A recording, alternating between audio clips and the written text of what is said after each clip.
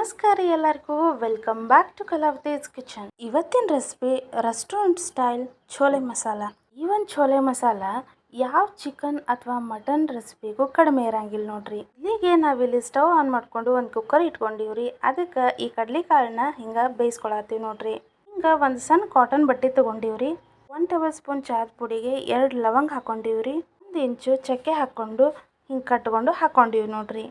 ಹಿಂಗೆ ಚಾ ಪುಡಿ ಹಾಕಿ ಬೇಯಿಸ್ಕೊಳ್ಳೋದ್ರಿಂದ ಛೋಲೆ ಮಸಾಲಕ್ಕೆ ಒಳ್ಳೆ ಕಲರ್ ಬರ್ತೈತ್ರಿ. ಇಲ್ಲೇ ಒಂದು ಉಳ್ಳಾಗಡ್ಡಿ ತೊಗೊಂಡಿವಿ ನೋಡ್ರಿ, ಅದನ್ನ ಪೇಸ್ಟ್ ಮಾಡ್ಕೊಂಡಿವಿ.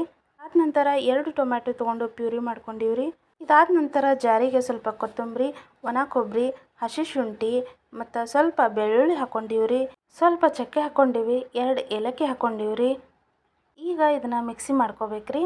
ಈಗ ನೋಡ್ರಿ ಆಗಲೇ ಬೇಯಿಸ್ಕೊಳಕ್ಕೆ ಇಟ್ಟಿದ್ವಲ್ರಿ ಕುಕ್ಕರ್ ಒಳಗೆ ಕಾಳು, ಅದು ಕರೆಕ್ಟಾಗಿ ಕುಕ್ ಆಗೈತಿಲ್ಲ ಅಂತ ಒಂದ್ಸಲ ಹಿಂಗೆ ಚೆಕ್ ಮಾಡ್ಕೋಬೇಕ್ರಿ. ಅದಾದ ನಂತರ ಸ್ಟವ್ ಆನ್ ಮಾಡಿಕೊಂಡು ಒಂದು ಕಡಾಯಿ ಇಟ್ಕೊಂಡಿವ್ರಿ. ಅದಕ್ಕೆ ಸ್ವಲ್ಪ ಒಗ್ಗರ್ನಿಗೆ ಎಣ್ಣೆ ಹಾಕ್ಕೊಂಡಿವಿ. ಇದಕ್ಕೆ ಈಗ 1 ಟೇಬಲ್ ಸ್ಪೂನಷ್ಟು ತುಪ್ಪ ಹಾಕ್ಕೊಂಡಿವ್ರಿ. ಇದು ಸ್ವಲ್ಪ ಬಿಸಿ ಆಗ್ತಿದ್ದಂಗೆ 2 ಪಲಾವ್ ಎಲೆ, ಸ್ವಲ್ಪ ಜೀರಿಗೆ ಹಾಕ್ಕೊಂಡಿವ್ರಿ. ಈಗ ಇದಕ್ಕೆ ಚಕ್ರ ಮೊಗ್ಗು, ಸ್ವಲ್ಪ ಚಕ್ಕೆ, ಒಂದು 2 ಲವಂಗ ಹಾಕ್ಕೊಂಡಿವ್ರಿ. ಇದಾದ ನಂತರ ಆಗಲೇ ರುಬ್ಬಿಟ್ಕೊಂಡಿದ್ವಲ್ರಿ ಉಳ್ಳಾಗಡ್ಡಿ ಪೇಸ್ಟ್, ಅದನ್ನ ಹಾಕೊಳಕತ್ತೀವ್ರಿ. ಹಿಂಗೆ ಉಳ್ಳಾಗಡ್ಡಿ ಪೇಸ್ಟ್ ಹಾಕೊಂಡ ನಂತರ ಒಂದು 2 ನಿಮಿಷ ಇದನ್ನು ಫ್ರೈ ಮಾಡ್ಕೋಬೇಕ್ರಿ. ಇದು ಫ್ರೈ ಆಗ್ತಿದ್ದಂಗೆ ಆಗಲೇ ರೆಡಿ ಮಾಡಿ ಇಟ್ಕೊಂಡಿದ್ವಲ್ರಿ ಟೊಮ್ಯಾಟೊ ಪ್ಯೂರಿ, ಅದನ್ನ ಹಾಕೋಬೇಕ್ರಿ. ಇಲ್ಲಿ ನಾವು 2 ಟೊಮ್ಯಾಟೊ ತೊಗೊಂಡಿವ್ರಿ. ನೀವು ಹುಳಿ ಕಡಿಮೆ ಬೇಕು ಅನ್ನೋದಾದ್ರೆ 1 ಟೊಮ್ಯಾಟೊ ತೊಗೊಳ್ರಿ. ಈಗ ಇದಕ್ಕೆ 1 ಟೇಬಲ್ ಸ್ಪೂನಷ್ಟು ಧನಿಯಾ ಪೌಡ್ರ್ ಹಾಕೊಳತ್ತೀವ್ರಿ. ಇದಕ್ಕೆ ಬೇಕಾದ್ರೆ ನೀವು 1 ಟೇಬಲ್ ಸ್ಪೂನಷ್ಟು ಚಿಕನ್ ಮಸಾಲನೂ ಆ್ಯಡ್ ಮಾಡ್ಕೋಬೋದ್ರಿ. ಇದಾದ ನಂತರ ಅರ್ಧ ಟೇಬಲ್ ಸ್ಪೂನಷ್ಟು ಗರಂ ಮಸಾಲ ಹಾಕೊಳತ್ತೀವ್ರಿ. ಈಗ ಇದಕ್ಕೆ 1 ಟೇಬಲ್ ಸ್ಪೂನಷ್ಟು ಛೋಲೆ ಮಸಾಲ ಹಾಕ್ಕೊಂಡಿವ್ರಿ. ಇದಾದ ನಂತರ ಸ್ವಲ್ಪ ಅರಿಶಿನ ಪುಡಿ ಹಾಕ್ಕೊಂಡಿವಿ. ಈಗ ರುಚಿಗೆ ತಕ್ಕಷ್ಟು ಉಪ್ಪು ಸೇರಿಸ್ಕೊಳಕತ್ತೀವ್ರಿ. ಈಗ ನಾವು ಅಚ್ಕಾರದ ಪುಡಿ ಹಾಕತ್ತೀವ್ರಿ 1 ಟೇಬಲ್ ಸ್ಪೂನಷ್ಟು. ಹಿಂಗೆ ಒಂದ್ಸಲ ಇದನ್ನೆಲ್ಲ ಮಿಕ್ಸ್ ಮಾಡ್ಕೋಬೇಕ್ರಿ. ಈ ಮಸಾಲ ಎಲ್ಲ ಸ್ವಲ್ಪ ಫ್ರೈ ಆಗಬೇಕ್ರಿ.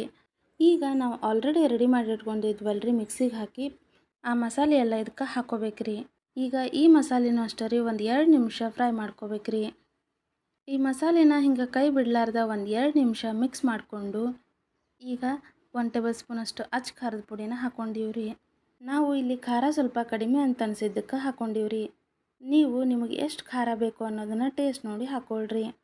ಈಗ ಸ್ವಲ್ಪ ನೀರು ಸೇರಿಸ್ಕೊಂಡು ಹಿಂಗೆ ಲಿಡ್ ಕ್ಲೋಸ್ ಮಾಡಿ ಬೇಯಿಸ್ಕೋಬೇಕ್ರಿ.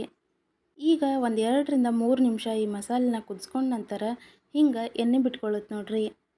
ಸುತ್ತಲೂ ಹಿಂಗೆ ಎಣ್ಣೆ ಬಿಟ್ಕೊಂತು ಅಂದ್ರೆ ಕರೆಕ್ಟಾಗಿ ರೆಡಿ ಆಗೈತೆ ಅಂತ ನೋಡ್ರಿ. ಈಗ ಈ ಮಸಾಲೆಗೆ ಆಗಲೇ ಬೇಯಿಸಿಟ್ಕೊಂಡಿದ್ವಲ್ರಿ ಕಾಳು, ಅದನ್ನು ಹಾಕ್ಕೊಂಡು ಸ್ವಲ್ಪ ನೀರು ಸೇರಿಸ್ಕೊಂಡಿವಿ ನೋಡ್ರಿ. ಹಿಂಗೆ ನೀರು ಸೇರಿಸ್ಕೊಂಡಾದ ನಂತರ ಮತ್ತೆ ಒಂದು 3 ರಿಂದ 4 ನಿಮಿಷ ಇದನ್ನು ಲಿಡ್ ಕ್ಲೋಸ್ ಮಾಡಿ ಬೇಯಿಸ್ಕೋಬೇಕ್ರಿ.